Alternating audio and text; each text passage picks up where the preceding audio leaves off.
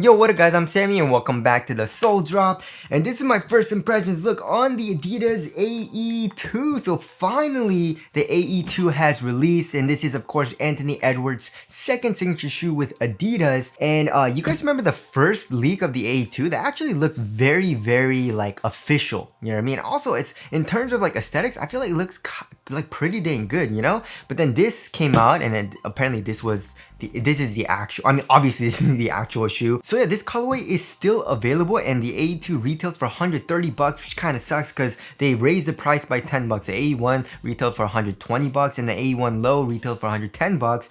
So $10 price increase, that kind of sucks because literally they didn't change the tech at all, you know what I mean? Like the tech is very similar to the AE1, but they raised the price. But it is available right now on adidas.com. So if you guys do want to call up, try to leave in the free link in the description box. If you do choose to get this shoe, it does help me out if you buy through the free link in the description box, or the YouTube link will be right over here. And as always, thank you guys so much for all the support. But let's get it started right off with the Tracciones, right? So as far as the kind of like outsole goes, we have a mix of translucent rubber as well as solid rubber, and pretty much we have a V shape. You know what I mean? So this V shape going through here in the forefoot as well as here in the heel, but then the lines are a little bit separated, you know? And then also through this translucent rubber, you can see the actual propulsion plate. They're calling it the propulsion plate. It's like pretty much an X shape, you know? And you can see it a little bit exposed here in the midfoot. It's just plastic.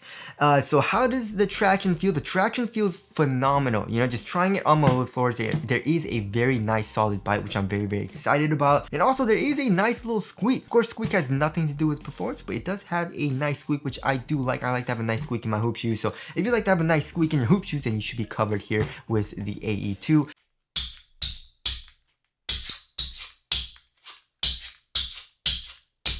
And also, I don't know if you guys can see, but there is a little bit of dust there, right? And it did pick up a little bit of dust, but it seemed to be biting through that dust pretty well, just on my wood floor. So for my first impression, it seems like it's gonna have pretty dang good dust performance. So that feels really nice, right? And also in terms of durability, the durability does not seem good. However, you know, the rubber is actually quite soft. It moves very easily with my finger, right? And also with the separated lines, especially here at the tip of the toe, it doesn't seem like it'll be durable. It literally feels like it's gonna rip really easily, you know, off right over here especially, and also where the balls of your feet are, and also here in the heel where like kind of the highway areas are. So the durability does not seem good. I wouldn't recommend it for outdoor use. So yeah, the overall traction seems really nice so far. And now moving on to the heel to toe transition, not a huge fan of it right now. I don't know why they changed it up so much, right? So here in the heel, first of all, they look at this. Look at all this freaking cage. First of all, this is plastic. It's a really freaking hard and stiff plastic. Also, you have this kind of like plastic, and in kind of like the tech specs, you guys remember the leaks of the tech specs where it was in like the catalog? It's actually saying it's a mix of carbon fiber and plastic, which is kind of weird, but they don't say anything for that in the actual tech specs on the Adidas website. But anyways, you got that. You got all this freaking plastic. It's hella caged. It's super duper stiff. You know what I mean? So definitely is a little bit clunky feeling, you know, especially here in the heel. There is a nice curved shape though, so it doesn't feel terrible and like terribly boot-like, but it definitely does feel a little bit more clunky than, for example, like, you know, a shoe like this where it's just a fully exposed midsole. There's a nice bit of compression, you know? So I don't really like that all too much, you know. And also another thing I don't like is it's really freaking flat. Look at this, guys. It's so freaking flat for the shape, and it barely kind of comes up, you know? And it almost feels a little bit like a slapper. And it's compared to like the Sabrina 3. Look at that. You know what I mean? You can see just how much the Sabrina's curve up, you know what I mean, compared to the AE2. So that's just in my personal opinion though, you know what I mean? Like, I'm sure a lot of people aren't gonna mind or care too much, but for me, it feels a little bit more like a slapper, especially here in the forefoot. It feels a little clunky here in the heel. So the heel to toe transition definitely doesn't feel super duper nice, right? Torsion support is really good though, and also we do have a little bit of flex here in the forefoot, but it's actually quite stiff, you know what I mean? Like, I can barely flex it, but I'm sure, you know, once I play it and break it in, it'll get a little bit softer. But right now it does feel pretty dang stiff, and also pretty explosive feeling, you know what I mean, because of the propulsion plate. So yeah, there is a heel to toe transition, not amazing. And now moving on to the cushioning setup. So as far as the cushioning setup goes, it's pretty interesting, right? So on the tech specs, they're saying it's a mix of light boost and light strike, right? But also we have this kind of like midsole on the outside. It actually kind of reminds me of Hover. You guys remember Hover from Under Armour? But also looking at the actual like catalog tech specs, it actually says something different, right? So it says it's a light strike EVA, and it says it surrounds a light boost midsole for long-lasting responsiveness and provides 20% weight reduction to the AE1, which we'll get into as far as weight goes, right? So I'm guessing this is the light strike EVA, but also for the light boost, it says rim and core construction with light boost ensures greater comfort and cushion in every step. So Ant has everything he needs to dial in for 48 minutes, you know what I mean? But on the actual Adidas website, they give us a little bit less information, you know what I mean? It just says light strike and light boost. However, I'm just gonna tell you guys how it feels, and the underfoot cushion is extremely nice, right? So as far as the core feel goes, the core feel is phenomenal. It's on par with the Sabrina 3s, you know what I mean? So yeah, you have extremely good core feel, which I do like, right? The one thing I don't like, however, is that there is not a lot of heel compression, you know what I mean? It actually is pretty stiff, but again, like I said, the underfoot cushion is quite comfortable. So as far as the actual insole goes, you have a very thin paper stock insole, you know what I mean? Adidas usually gives us a really thin, very not comfortable insole, but because of that, you're able to feel the kind of like cushion underneath your foot, you know, especially with this type of strobo board. So underneath the insole, we have a very interesting strobo board, you know, and also we have a lot of holes in the strobo board as well. And if you look closely, it looks like it's boost. It looks like it's light boost, you know what I mean? So I'm guessing the entire midsole is light boost, and then we have kind of like the light strike EVA, you know, surrounding that. But either way, just feeling it with my fingers is actually still extremely soft. And then because of the thin insole, you can feel the light boost kind of like midsole underneath your foot, and in the heel especially, there is a nice compression and nice bounce. It's comfortable, and also step and comfort is comfortable too as well, you know what I mean? Like just right when I put on the shoe, I can feel a bit of softness. It's almost like my foot is on top of like a really soft like marshmallow. But then again, like the core feel is really good, so the actual foam is pretty thin, so it's like you feel that kind of boost and compression is soft, and then kind of ends very abruptly and very quickly because, you know, the foam is very thin, you know? And then in the forefoot, it's even thinner, so I can feel it just a tiny bit. So it's not like a super soft, super comfortable feel. It just gives a little bit of like softness in the forefoot as well. So again, it feels really similar to the AE1. It's just very stiff here in the heel. It's a little bit stiffer actually than the AE1. So yeah, there is the cushioning setup there. Moving on to the upper. So the upper is kind of crazy and super stiff, and also on the thicker side of things as well. Like if you want a thin material, we got the Sabrina 3. Look at this.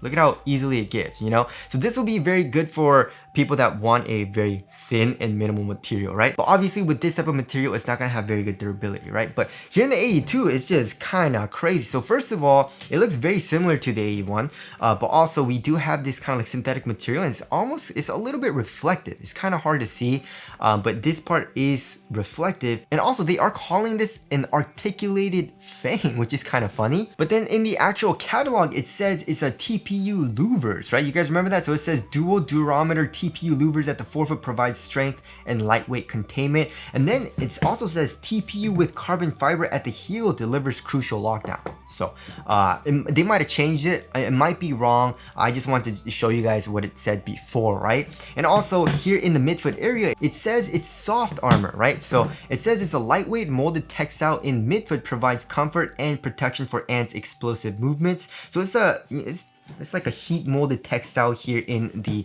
midfoot area. But yeah, it's a little bit stiffer and a little bit thicker than the AU1, you know what I mean? So it definitely it doesn't pinch, it doesn't hurt or anything, but definitely feels like really like on the stiffer side of things, you know what I mean? And it still conforms to my foot, but obviously there's a nice bit of resistance in like the actual movement of the upper. It feels really supportive, almost like a tank. It's a very tanky upper, you know?